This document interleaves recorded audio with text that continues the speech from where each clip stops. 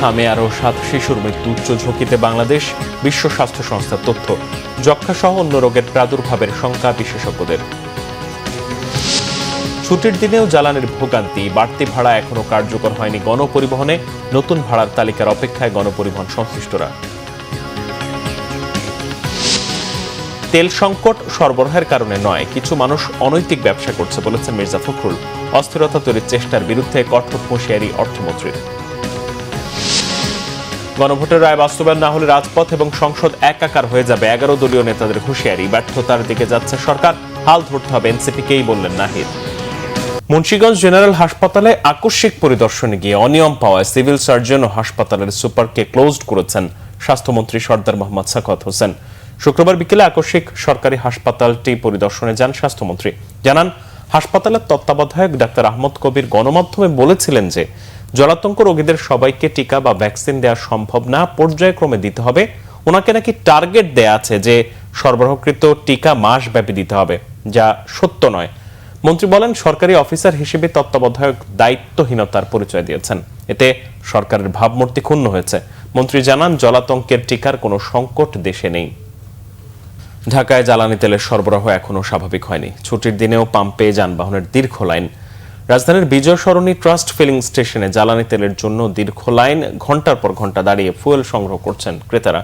সাপ্তাহিক ছুটির দিনেও সেখানে কিছুটা স্বস্তিতে থাকার কথা মানুষের, সেখানে জ্বালানি তেল নিতে দীর্ঘ লাইনে অপেক্ষা করতে হচ্ছে গ্রাহকদের। সরবরাহ না থাকায় বন্ধ রয়েছে অনেক পাম্প। ভোগান্তির শেষ কবে বলতে পারছে না কেউই। ব্যস্ত নগরীতে ঘন্টার পর ঘন্টা লাইনে দাঁড়িয়ে কর্মঘণ্টা নষ্ট হচ্ছে বলে অভিযোগ গ্রাহকদের। তবে অপেক্ষার সময় আগের চেয়ে কমেছে বলে বলছেন কেউ কেউ। দ্রুতই সমস্যার সমাধান হবে বলে আশাবাদী অনেকেই। সরকার মালিক শ্রমিকদের বৈঠকে বাস ভাড়া বাড়ানোর সিদ্ধান্ত এলেও এর প্রভাব পড়েনি গণপরিবহনে। আগের ভাড়াতেই চলছে ঢাকা মহানগরী ও দূরপাল্লার বাস। এতে সন্তুষ্ট হলেও যাত্রীরা বলছেন, আগেই নেওয়া হতো বাড়তি ভাড়া, তাই নতুন করে ভাড়া বাড়ানোর কোনো যৌক্তিকতা নেই।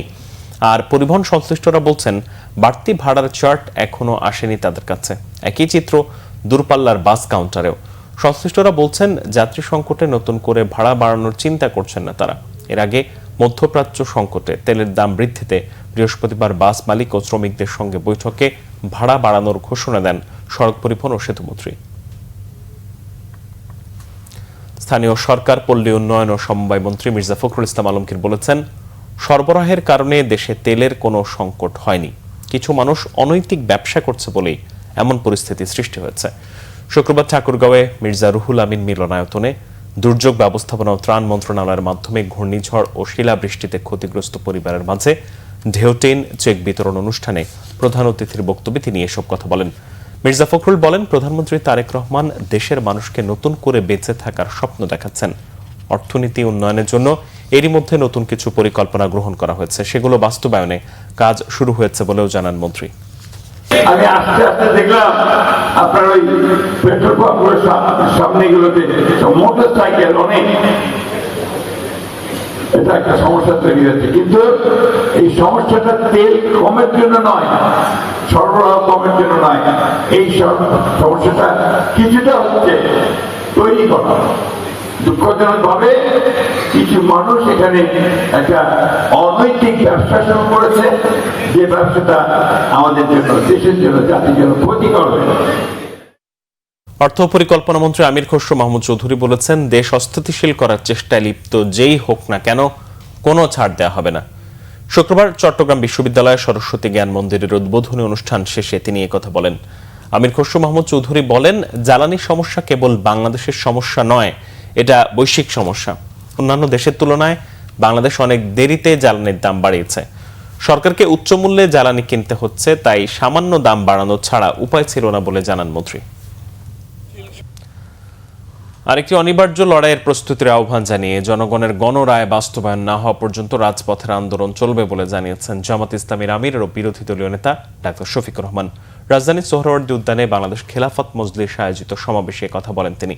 এ সময় 11 দলের শীর্ষ নেতারা বলেন, বিশ্ববিদ্যালয়গুলোতে সন্ত্রাসী কার্যক্রমের দায় সরকারকেই নিতে হবে। ওমর ফারুকের রিপোর্ট। গণভোটের রায় বাস্তবায়নের দাবিতে বাংলাদেশ খেলাফত মজলিসের এই গণসমাবেশ। শুক্রবার রাজধানীর সোহরাওয়ার্দী উদ্যানে এই আয়োজনে অংশ নেন জামাত, এনসিপি সহ 11 দলের শীর্ষ নেতারা। এ সময় 11 দলের শীর্ষ নেতারা বলেন, গণভোটের রায় বাস্তবায়ন না হলে রাজপথ এবং সংসদ একাকার হয়ে যাবে। সংখ্যাগরিষ্ঠতার জোরে গণরায় বাস্তবায়ন না হলে সরকারকে কঠিন পরিণতির হুঁশিয়ারি তাদের। সরকার যদি গায়ের জোরে 2/3 জোরে গণভোটের গণরায়কে উপেক্ষা করে, তবে তার পরিণতিও পুরনো ফ্যাসিবাদীদের কায়দায় হতে হবে।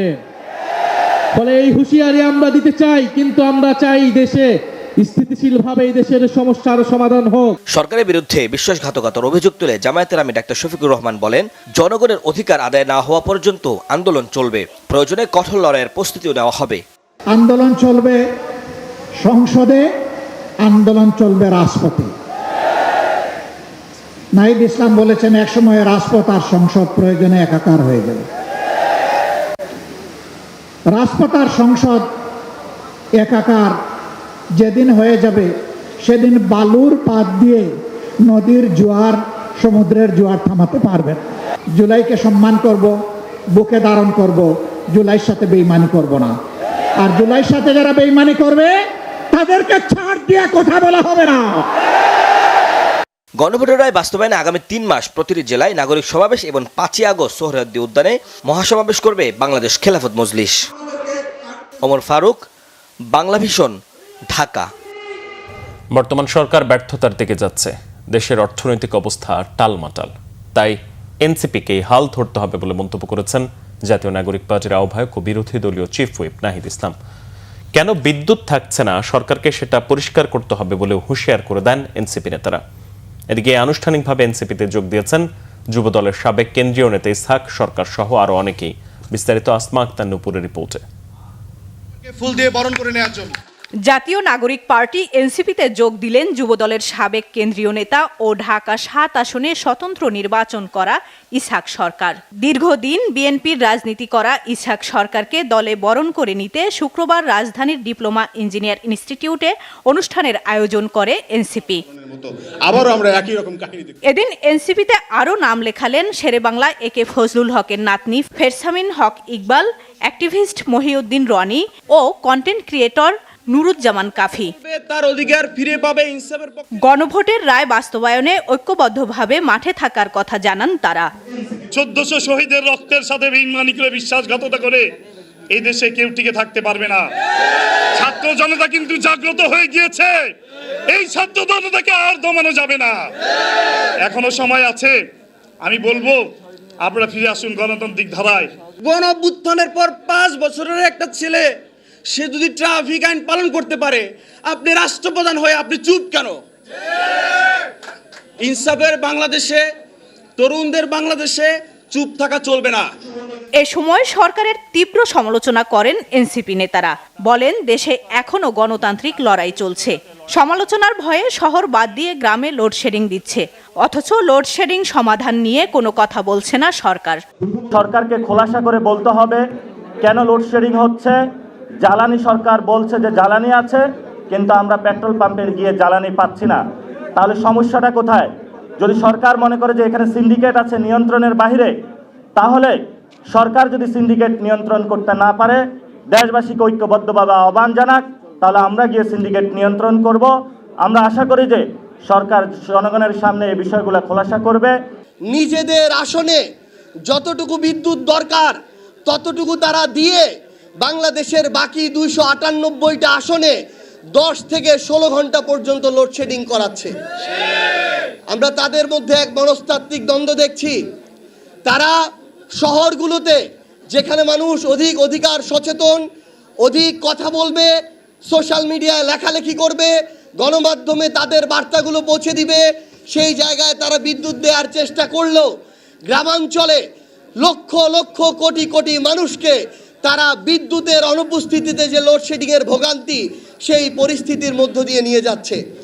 দলের আহ্বায়ক নাহিদ ইসলাম বলেন, স্থানীয় সরকার নির্বাচন নিয়ে বিশেষ প্রস্তুতি নিচ্ছে এনসিপি। এই দলের নেতৃত্বে তারুণ্যের জয় জয়কারের প্রত্যাশা তার। অভিযোগ করেন, পরিবর্তনের প্রত্যাশা পূরণে ব্যর্থ বিএনপি। এই সরকার ক্রমান্বয়ে ব্যর্থতার দিকে যাচ্ছে। অর্থনৈতিক পরিস্থিতি টালমাটাল, দেশে গণতন্ত্র নিয়ে আশঙ্কা তৈরি হয়েছে, বিশ্ববিদ্যালয়গুলোর নিরাপত্তা নিয়ে আশঙ্কা তৈরি হয়েছে। সেই জায়গায় ঐক্যবদ্ধভাবে জনগণের পাশে না দাঁড়ানো ছাড়া আমাদের আর কোনো উপায় নেই। আমরা সেই লক্ষ্যে কাজ করে যাচ্ছি। বর্তমান সরকার ফ্যাসিস্টের ভূমিকায় অবতীর্ণ হলে জনগণকে সঙ্গে নিয়ে রাজপথে আবারও আন্দোলনে নামার হুঁশিয়ারি এনসিপি নেতাদের। আমাদের আর কোনো উপায় নেই। আসমা আক্তার নূপুর, বাংলা ভিশন, ঢাকা। ধন্যবাদ জানাচ্ছি। ফেসবুকে ভুয়া স্ক্রিনশট ছড়ানোর ঘটনায় জীবনে নিরাপত্তা চেয়ে সংবাদ সম্মেলন করেছেন ঢাকা বিশ্ববিদ্যালয়ের সলিমুল্লাহ মুসলিম হলে শিক্ষার্থী ও শিবির নেতা আব্দুল্লাহ আল মাহমুদ। শুক্রবার বিকেলে ডাকসু ভবনের সামনে এক সংবাদ সম্মেলনে আব্দুল্লাহ আল মাহমুদ এসব দাবি করেন। প্রশাসনের কাছে সুষ্ঠু তদন্তের দাবি জানানোর পাশাপাশি পুলিশের বিরুদ্ধে অসহযোগিতার অভিযোগও তুলেছেন তিনি। বলেন, প্রধানমন্ত্রীও তার কন্যাকে নিয়ে কোনো পোস্ট না করলেও গুজবের ওপর ভিত্তি করে তার এবং ডাকসুর সদস্যদের ওপর হামলা চালিয়েছে ছাত্রদলের নেতাকর্মীরা। এদিকে বিশ্ববিদ্যালয় প্রশাসনের কাছে হামলাকারীদের বিচার দাবি করেছেন ডাকসু ভিপি সাদিক কায়েম। এছাড়াও এই ঘটনার নিন্দা জানিয়েছে ছাত্র অধিকার পরিষদের নেতারা। এদিকে এই ঘটনায় সুষ্ঠু তদন্তের ঘোষণা দিয়েছেন ছাত্রদল সভাপতি রাকিবুল ইসলাম রাকিব। পাশাপাশি ক্যাম্পাসে সৌহার্দ্যপূর্ণ পরিবেশের স্বার্থে শিবিরকে গুপ্ত রাজনীতি থেকে বেরিয়ে আসার আহ্বান জানান তিনি।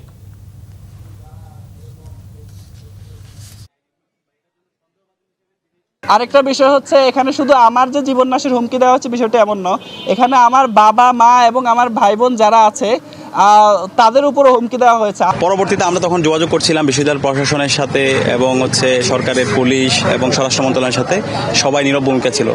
ছাত্রদল, বিশ্ববিদ্যালয়ের প্রশাসন, পুলিশ, পুরো রাষ্ট্রযন্ত্র একাকার হয়ে এই হামলাকে তারা বৈধতা দিয়েছে। ক্যাম্পাসগুলোতে মূল সমস্যা হচ্ছে যে একটি গুপ্ত সংগঠন যে গুপ্ত রাজনীতি চালু রেখেছে, যেখানে আমরা অধিকাংশ ক্যাম্পাসে জানতে পারলাম কোনো জায়গায় 2 সদস্য বিশিষ্ট কমিটি, কোনো জায়গায় 5 সদস্য বিশিষ্ট কমিটি, কিন্তু 1.5 বছর যাবত এখানে মব হয়েছে। তাহলে এই মবগুলো কারা করলো? তারা সাধারণ শিক্ষার্থীর নামে এই মবগুলো করেছে।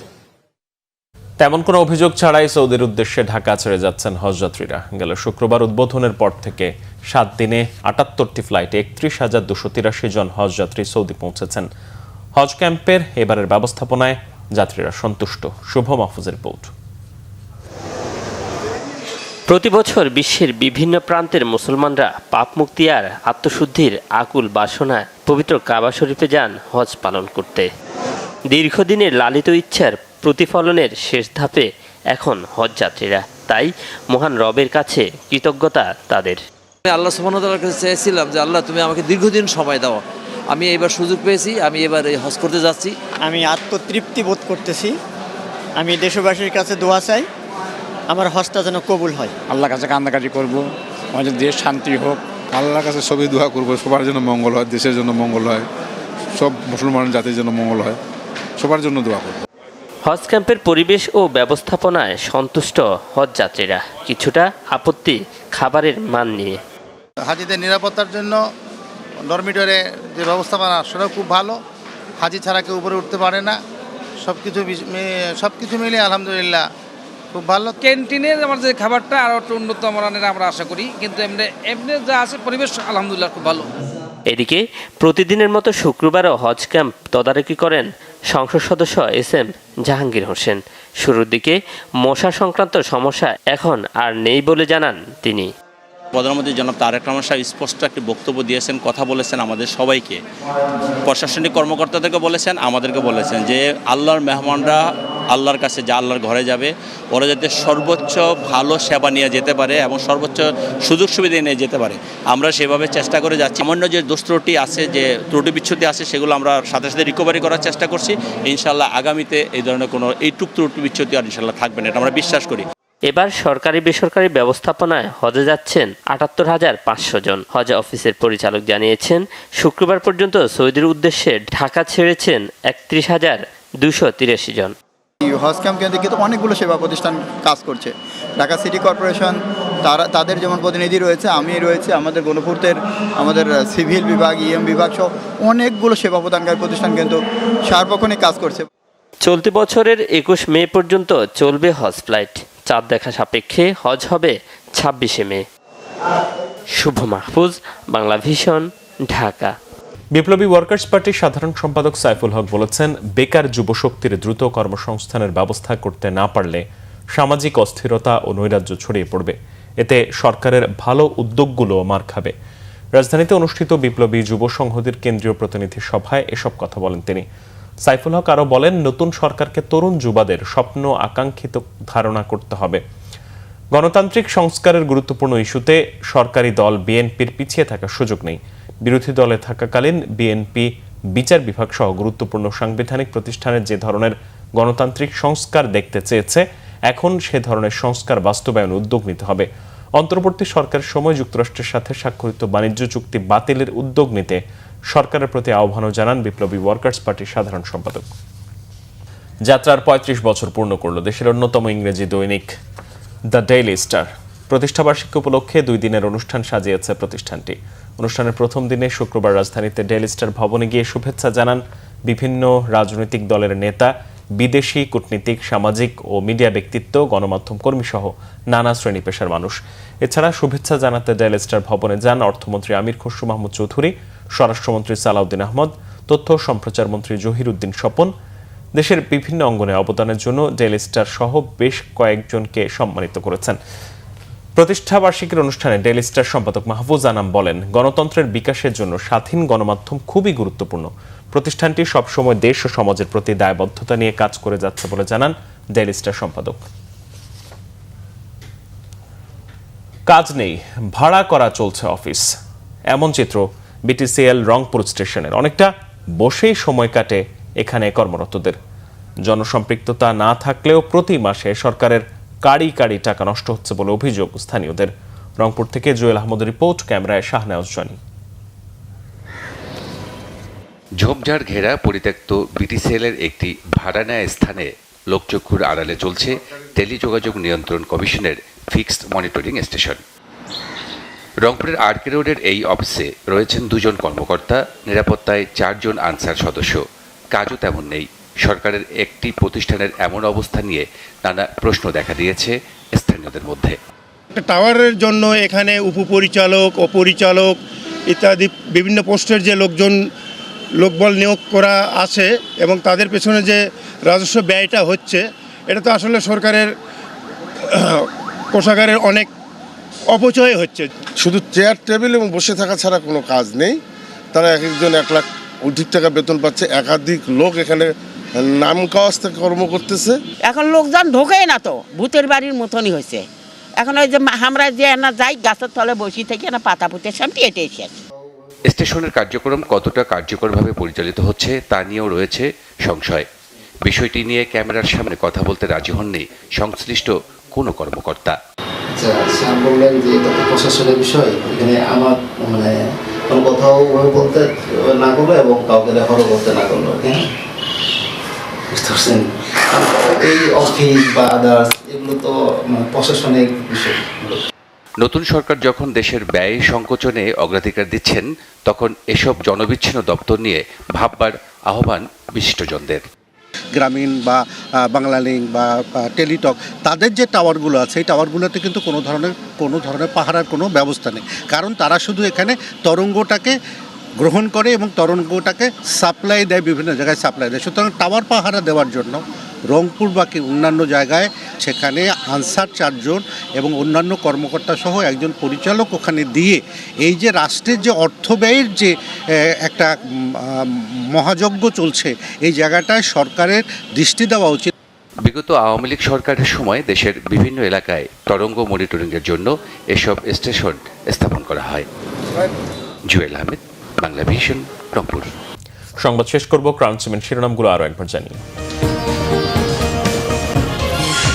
থামে আরও 7 শিশুর মৃত্যু, উচ্চ ঝুঁকিতে বাংলাদেশ, বিশ্ব স্বাস্থ্য সংস্থার তথ্য। যক্ষ্মা সহ অন্য রোগের প্রাদুর্ভাবের শঙ্কা বিশেষজ্ঞদের। ছুটির দিনেও জ্বালানির ভোগান্তি, বাড়তি ভাড়া এখনো কার্যকর হয়নি গণপরিবহনে, নতুন ভাড়ার তালিকার অপেক্ষায় গণপরিবহন সংশ্লিষ্টরা। তেল সংকট সরবরাহের কারণে নয়, কিছু মানুষ অনৈতিক ব্যবসা করছে বলেছেন মির্জা ফখরুল। অস্থিরতা তৈরির চেষ্টার বিরুদ্ধে কঠোর হুঁশিয়ারি অর্থমন্ত্রীর।